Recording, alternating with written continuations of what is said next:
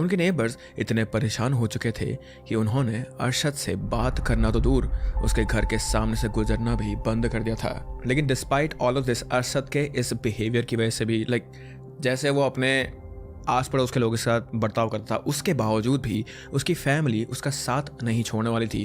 क्योंकि हर फैमिली की तरह अरशद की फैमिली को भी लगा कि एक ना एक दिन हमारा बेटा सुधर जाएगा। एंड उनके हिसाब से और कई सारे इंडियन फैमिलीज़ के हिसाब से अपने बेटे को सुधारने का सिर्फ उनके पास एक ही तरीका था, और वो था शादी। दे वर होपफुल कि अरशद की शादी होने के बाद वो थोड़ा सा मैच्योर हो जाएगा और वो अपनी ज़िंदगी अपनी बीवी के साथ संभालना शुरू कर लेगा। दे थॉट रिस्पॉन्सिबल बन जाएगा वो। And with that hope on 28 जुलाई 2019 उसकी शादी चांदनी के साथ करा दी गई थी। But this was a very big mistake, क्योंकि अरशद सुधरने वाले लोगों में से नहीं था, और शादी होने के बाद वो अब अपनी बीवी पर भी घर की दूसरी औरतों की तरह हाथ उठाया करता था। उनकी शादी को अभी 1 महीना भी नहीं हुआ था और उसने अपनी बीवी का जीना मुश्किल कर दिया था। और उसकी बीवी चांदनी को कुछ महीने शादी में रहने के बाद ये बात समझ आ गई थी कि इतनी बदतर जिंदगी जीना ऐसे घर में रहने से अच्छा है कि वो वहां से चली जाए। इसीलिए शादी के सिर्फ 2 महीने बाद ही चांदनी ने अरशद को डिवोर्स दे दिया था। नाउ डिवोर्स देने के बाद उसकी फैमिली वालों को ये चीज़ बुरा तो लगा था कि अरशद की बीवी चली गई, हमारी बहू चली गई इस घर से,